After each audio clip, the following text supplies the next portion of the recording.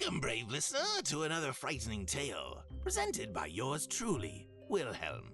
Tune in each week where I entertain my listeners with another dark tale of the paranormal, donated by authors from around the world. If you're an author of some paranormal fiction and would like to share a story with my listeners, submit one at frighteningtales.com. And while you're there, tune in for more than 30 hours of previous content. This week's tale is written by author Vanessa Kelly Sibley. She takes us to a remote place in the southern United States, where some people naturally find a connection with the world around them in a way that frightens those who don't share that ability. In a tale she calls Miss Wilkinson.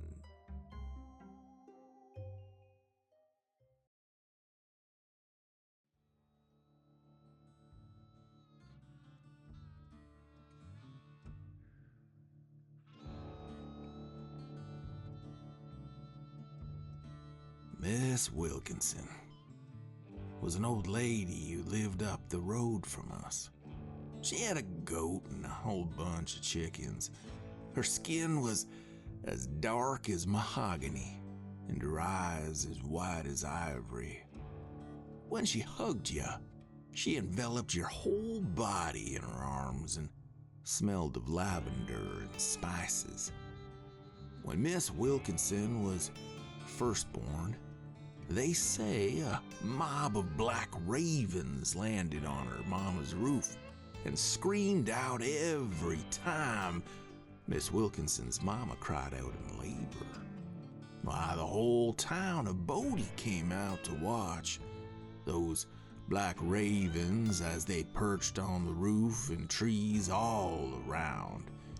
Everyone said they knew the moment when Miss Wilkinson was born, 'cause as one, the ravens flew away with not one black feather left to mark their having been there.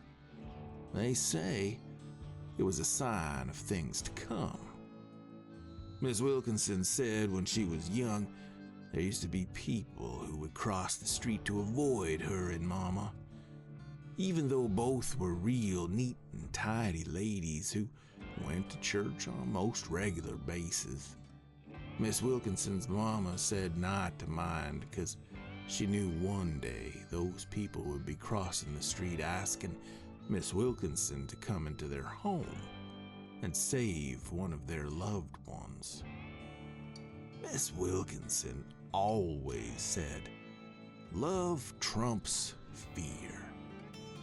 'Cause you see, Miss Wilkinson was more than just a little old lady. She was a witch, a practitioner of the old ways, and she did not mind one itty bitty bit. Who knew? When I was little, at one bedtime, my mama told me a story about Miss Wilkinson, and it quickly became my favorite.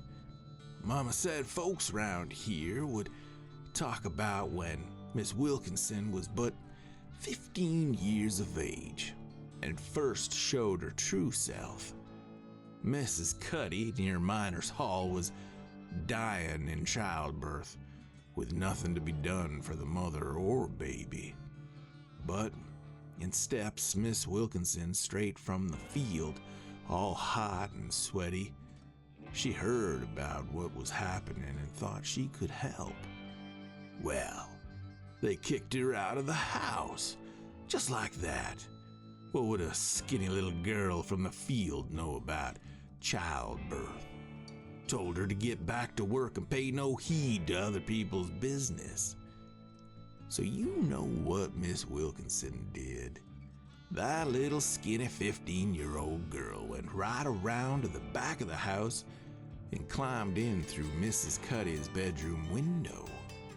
There, the poor woman lay close to death, her own mama crying into the covers as she held one of her daughter's hands and rubbed Mrs. Cuddy's swollen belly with the other, knowing what she was about to lose and not being able to do a darn thing for either of them.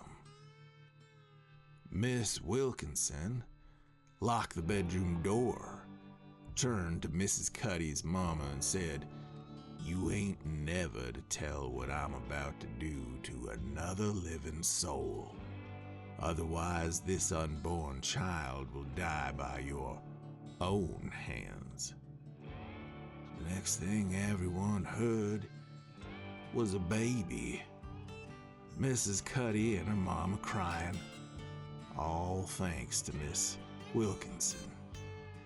Afterwards, the skinny 15-year-old girl walked out the front door, wiping her hands clean on the Cuddy's best linen. My mama said that from that day, Miss Wilkinson never had the need to climb through a back window ever again. From then on, more and more people called for Miss Wilkinson.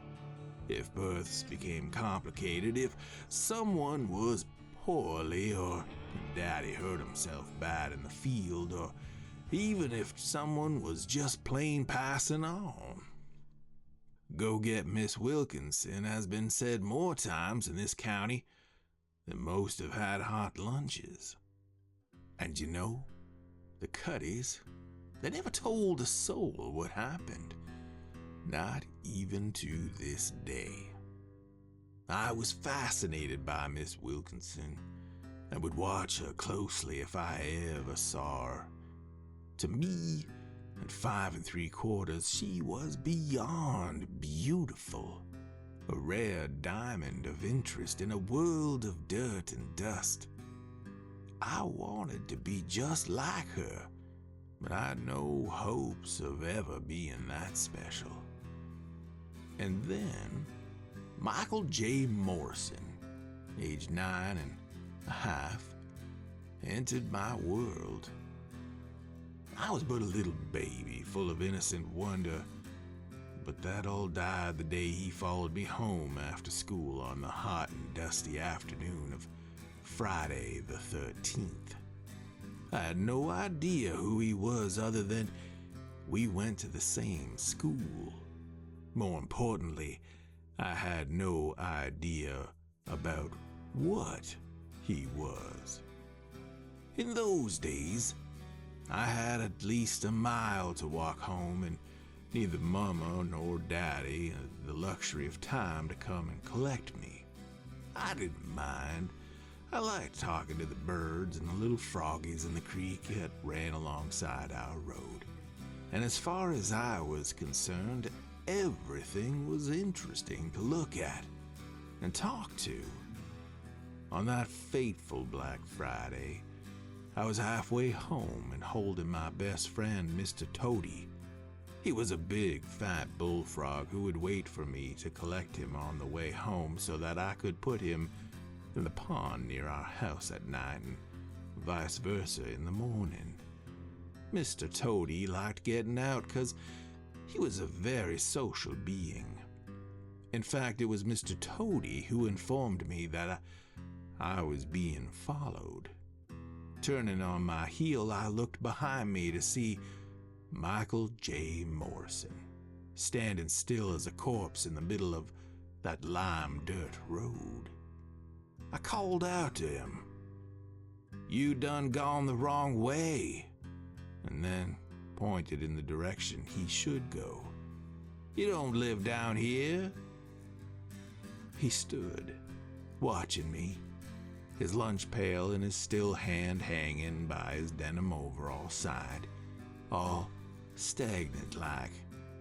I swear I couldn't even see him breathe. And then his mouth curled into a slithered smile, so like the devil's grin. I took a step backwards, knowing right in the center of my core, Michael J. Morrison was dangerous. I held Mr. Toady close to my chest, turned and ran as fast as I could, screaming for my daddy. When I told my mama that Michael J. Morrison had followed me home and frightened Mr. Toady and me, she said he was fooling and I shouldn't be worried. Little boys did that to get the attention of little girls they liked. It made no sense to me. If he liked me, why would he go out of his way to frighten me? Daddy said I should hit him up the nose if he got fresh. Neither of them understood. Michael J. Morrison was not who they thought him to be.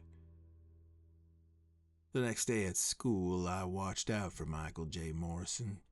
His friends were all playing like ordinary boys their age, but he just stood and watched. No matter what they did to try and encourage him to join in, he watched, as still as stone, with all the other children slowly but surely moving away from him, until he was inside a wide empty circle on the playground. I made up my mind that I would run home because I didn't want to be on the road if he decided to follow me again. Besides, Mr. Toady was safe in the pond. I told him that if a boy could be mean to a little girl, then that boy wouldn't think twice about being mean to a little froggy. Mr. Toady said that this was true and that he would wait at the pond for me to come home and tell him about my day. Well, now I got halfway home, and Michael J. Morrison was waiting for me in the middle of that road, just like before. But now, blocking my way, standing unmoving with the sun beating down on him like a musty corpse, lunch pail by his side, his ribs frozen in deathly stillness, a contorted smile gliding over his face. And then something like liquid dark brown treacle dripped out from one corner of his mouth, trickled down over his chin till it was dripping on his shirt front. By this time I was crying for my mama, 'cause Michael J. Morrison looked mighty famished, and I knew I couldn't get past or outrun him. Mama and Daddy wouldn't hear me scream or yell for them. We weren't close enough to home. Terror gripped my young heart. I would have no choice but to run back to school and hope teacher was still there. Before I took a step, though, the biggest black raven I'd ever seen landed on the fence next to me, making me look at the letterbox upon which he stood. Well, here's the thing. Now it was my turn to cross the street and ask Miss Wilkinson for her help. I ran as fast as I have ever run in my whole entire life, up the long gravel drive to her house, past her goat and through her chickens who didn't pay me no heed. I began banging on the front door and calling out for Miss Wilkinson, praying she'd be home. In my frenzy, I turned and saw Michael J. Morrison slowly begin to walk down the gravel driveway. Dark brown treacle now oozed out both sides of his mouth, staining the entire front of his shirt black. As part of me stood and watched myself calmly as I began screaming like a wild animal caught in a trap. "Miss Wilkinson!" I screeched louder. "Please, Miss Wilkinson! The devil, he's coming for me, Miss Wilkinson!" The big white door vibrated under my pounding fists and kicking foot. Her door opened, and there she stood, looking down at me, attired so finely in her blue dress, old stocking legs and white apron. "What's the matter, child? Why you hollering so loud?" I grabbed her hand and pointed out at Michael J. Morrison, who now stood halfway down her driveway, black oil slithering down his chin, the front of his shirt and dungaree stained black. Miss Wilkinson grabbed and pushed me behind her wide skirt. Quietly, almost at a whisper, she murmured sternly, "Come no closer. This child is with me now. You have no place here.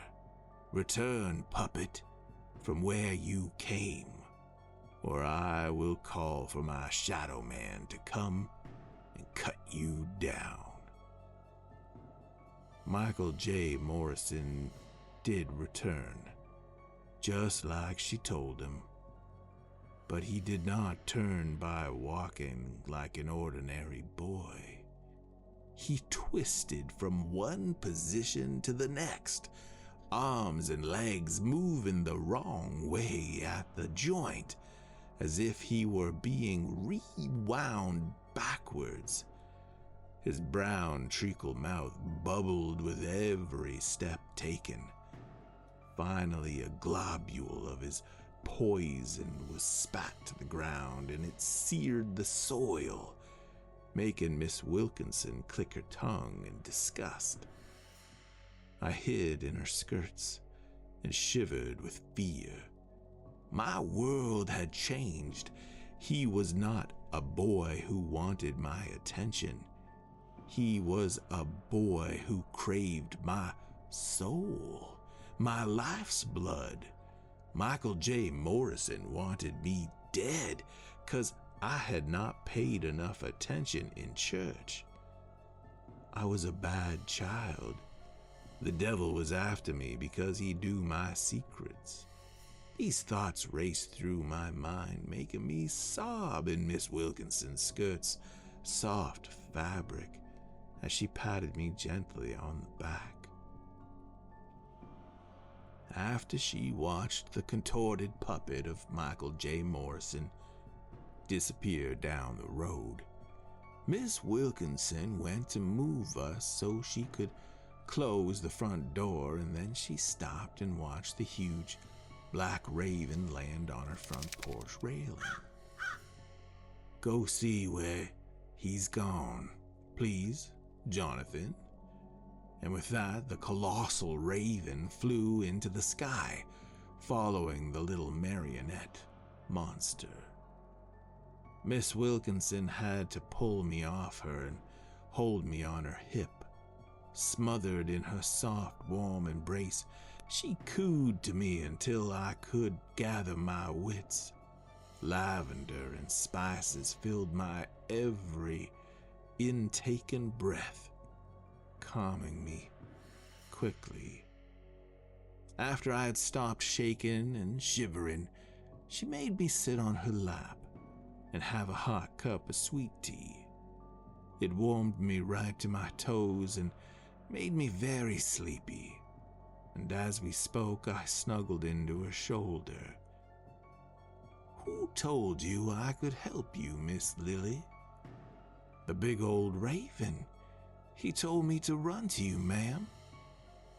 "Did he now?" I nodded. The world and my worries seemed so far away. "Jonathan, don't just talk to too many people that I'm aware of." "All the animals talk to me, Miss Wilkinson. If they're in the right mood, that is. But my Mr. Toady is always ready to talk. He's gonna be worried if I don't go to the pond before bedtime and tell him all about my day." "Who be Mr. Toady now, child?" "He's my friend. He is my best friend, Miss Wilkinson, even though he's just a big old fatty bullfrog." "Oh, now I see. We call people like Mr. Toady and Jonathan our familiars. That means animals who are our best friends." I nodded quietly. It all made sense to me. "Do you know that boy?" I nodded again. "He goes to school with me, but he ain't no boy." Miss Wilkinson took a deep breath before she sadly spoke. "No, He ain't child. Not anymore. Miss Wilkinson. I raised my head and looked into her beautiful dark brown eyes. Will you please come home with me and tell my mama and daddy that he's not a boy? 'Cause they don't understand like you do. And they would listen to you if you told them he's a devil. Then we could get the preacher to bless him and turn him back to a good boy. Oh, now bless you for thinking good deeds, child. She cradled my tear-stained face in her warm hand and smiled at me. Her smooth skin wrinkled around her eyes. I will come home with you and tell your mama and daddy they are to care for you and not trust you with no one else other than me. I will also tell them that every day, after school and on Saturday mornings, you are to come to my house so I can school you in the old ways. She took a deep sigh and looked ever so sad. But we can't save Michael, 'cause he now belongs to Damballa. Someone made that poor child into a zombie. You understand? I nodded my head even though I didn't. We might be able to help him a little.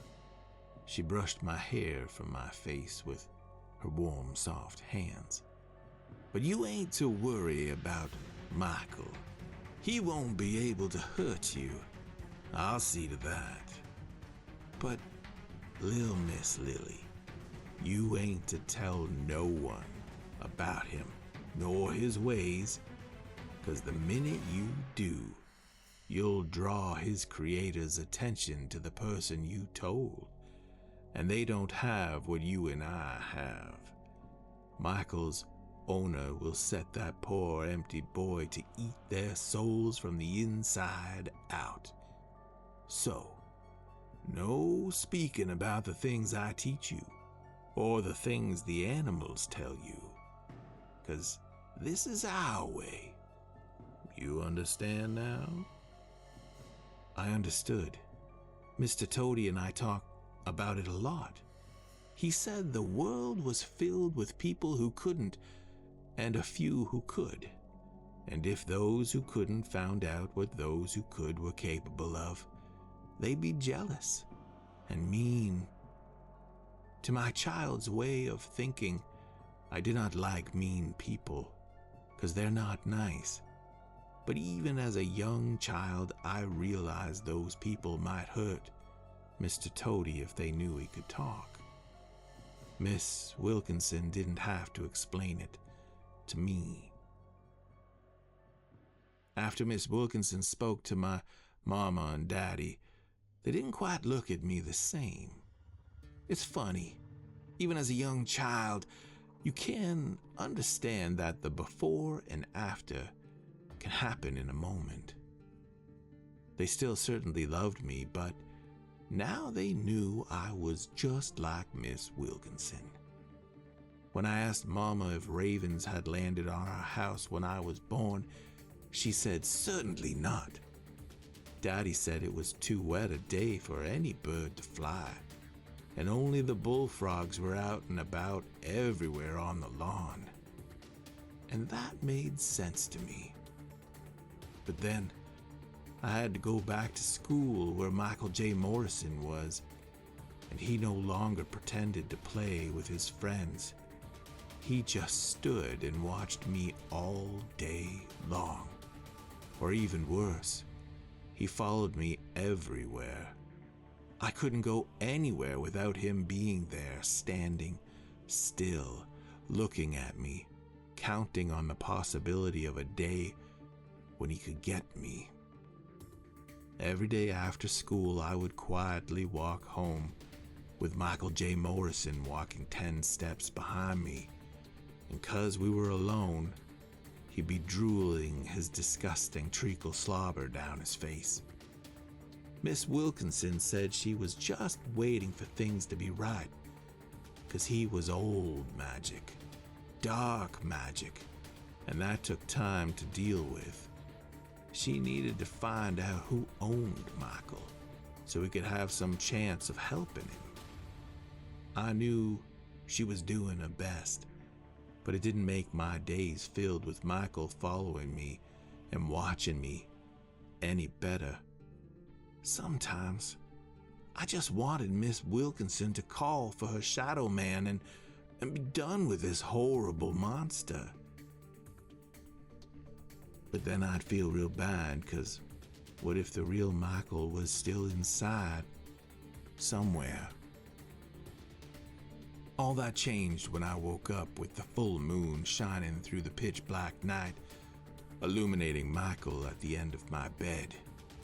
He glowed all white like meat, with the blood washed out, all except for his black mouth and chin.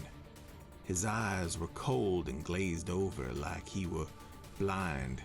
I wanted to cry out for my daddy, but I didn't, 'cause I knew no one could help me. Pulling up my covers over my head, I began to cry. Go away, Michael, go away. Michael's quiet footsteps took him to the head of my bed, where he stood milk-eyed and bubbling mouth. That was enough for me to leave my dolly and Teddy behind as I quietly wriggled right down to the end of my bed, then to the side, and then off and under it. As I curled under the springs, a child's sad, broken-hearted voice echoed out into my room. Lily? Lily, is that you? Help me, Lily. I'm cold. I'm so cold. I want my mama, Lily. Help me, Lily. I paused and felt almost crushed by the sadness of his voice. Then, before I had time to move, Michael J. Morrison's hands were on my bed, where I had laid moments ago. Wrapping his hands around the lump of my teddy bear, he began strangling the sheets, shaking the bed so hard and fast it felt like a freight train was moving through my room. And all I wanted to do was scream and scream and scream for my daddy. But I didn't. Instead, I whispered, Miss Wilkinson, help me. I called for her over and over again with my eyes shut tight. Miss Wilkinson, Miss Wilkinson, send your shadow man, send your shadow man, send your shadow man. Michael J. Morrison drew out a shiny knife from his boot and began stabbing at my bedding. Through tears and bubbling saliva, I cried quietly, Shadow Man, Shadow Man. I want the Shadow Man. I have never wished for anything harder since that day, and to my great relief, the darkness under my bed pooled and gathered from underneath me, slipping like the softest silk into a space next to me. Taking form, it twisted and swirled until my shadow man settled an arrangement of great comfort. My daddy's shadow lay with me under my bed and slowly lifted his finger to his mouth, indicating I should be quiet. I nodded with eyes as wide as saucers before my shadow man slithered out behind Michael J. Morrison. I crept out the other side and stood with just the bed between us. After this night, I needed to know that Michael wouldn't be worrying me anymore. Michael? I quivered. Is any of you still inside your body? His little boy's voice slipped out past the bubbling treacle. I'm cold, Lily. I'm so cold. Poison dripped from his mouth into my bed covers, staining them midnight. Why did you take my mama from me? I don't know who your mama is, Michael. My shadow man grew tall, raising his right arm, ready to slash down and slice Michael into 1,000 pieces right where he stood. A sad and frightened soul echoed out from the dead corpse in front of me. Daddy, said the witch, needs to pay. She can't have a child like her if we can't have Mama. Michael shivered and shook as the shadow man readied himself. I'm so cold, Lily. I'm so cold. Make it stop. Why did the witch make a choice between my mama and me? Should me die, not mama? Michael, did your daddy do this to you? In the darkness, Michael nodded slowly, his milk eyes never letting go of their gazed grip on my face, until he turned and looked at my shadow man. Do it, Lily. I'm so tired. Miss Wilkinson was right, though. There's no killing a child of Damballa. I began to cry because it was going to either be me or Michael who walked away from tonight. I couldn't rescue him and send him home to the angels. There was no way to end a zombie.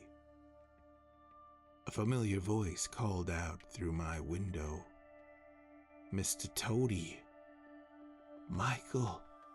Reaching for my jewelry box, which took pride of place on my bedside table, and emptying the contents quickly to the floor, I then continued speaking to the boy zombie with excitement. I can't help you get back to your mama, but I can make sure you're safe. You can be my friend forever if you like, and your daddy won't be able to hurt you no more. Would you like that, Michael? The zombie nodded once more, his eyes never leaving my face. My shadow man, pull Michael's heart out of his chest and put it in my jewelry box, please. Without the moment passing, my shadow man reached over Michael's shoulder and thrust his hand up and under the boy's ribcage. Michael shuddered and grasped onto his arm, trying to pull him out, but it was too late. My protector was too strong. My shadow man rummaged and then pulled again as Michael held his arm, scratching and clawing away at his dark form with his cold white fingers. The struggle continued until, from a black hole in Michael's chest, his heart, all black and trackled, was pulled and presented to me. The poison poured down over my shadow man's hand and arm and onto my bed. Into the box, please. And with that, Michael's heart was gently placed into my jewelry box. I'll put cooking salt on it when we're done. Mama won't mind. I smiled at the still-standing Michael, who looked nothing more than an empty doll. You can come and rest in my pond with my best friend, Mr. Toady. He and all his children will keep you safe, Michael. Don't you worry. You can lie down in the soft silt and dream of your mama and feel happy all the time. Your daddy won't ever be able to hurt you no more, 'cause you're mine now, and I won't let him. Michael nodded and followed me out of the window and down to the pond, with my shadow man following close behind. I watched Michael walk into the depths of the pond.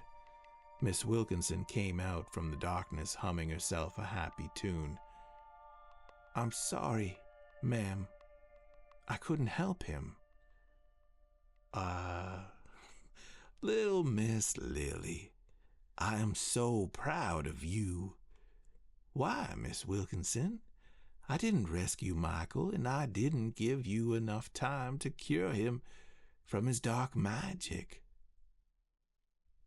Miss Wilkinson picked me up and held me on her hip as we watched the last of Michael disappear under the water. She took a quick look inside my jewelry box. "Plenty of salt on that one. With a little nutmeg will do the trick." She clicked her tongue. "I'm proud of you, little girl, simply because the first lesson of any witch learning is that you have to deal with things by yourself." She smiled and brushed a stray strand of hair from my face. "Everyone calls a witch when no one else will come, when there's no hope left. So a proper witch must believe to their core that they can help people by themselves, because often there is no one else left to help."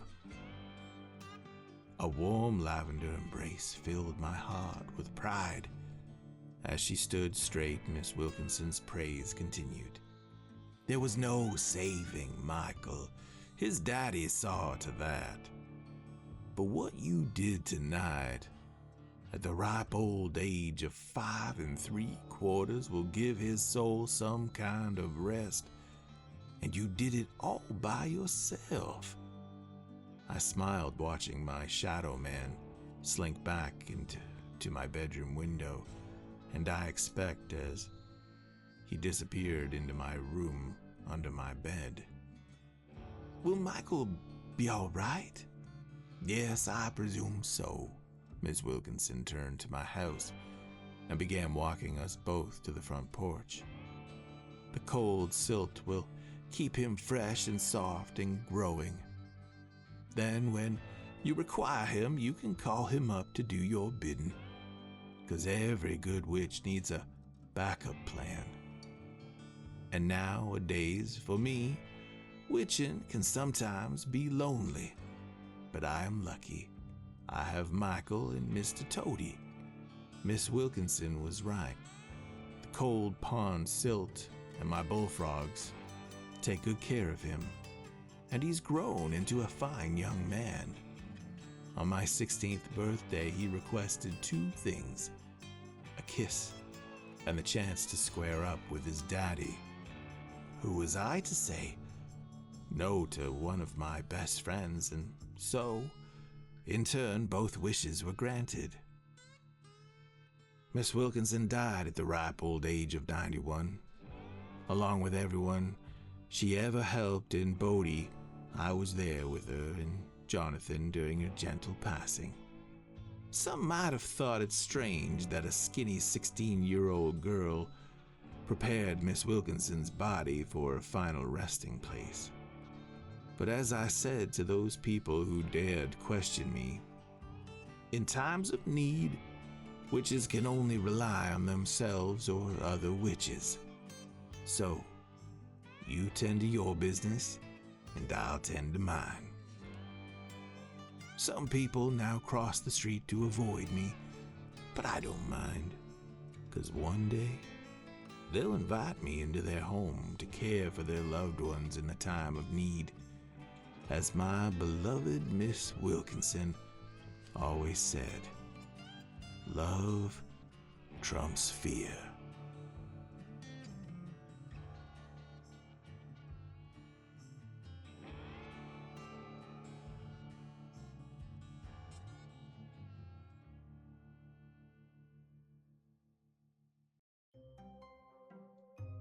Thank you, brave listeners, for joining me on another dark story. This week's tale was Miss Wilkinson, written by Vanessa Kelly Sibley. I urge my listeners to go out and find more content by our weekly authors. If you're not too timid, you can find Vanessa on Substack.com under the user Pandora's Infinite Stories. Fans of Frightening Tales can show their support by collecting merchandise available at frighteningtales.com. If today's tale entertained you, please click the thumbs up like button. If you'd like to hear more stories, then click the subscribe button and tune in each week for another frightening tale, if you're brave enough.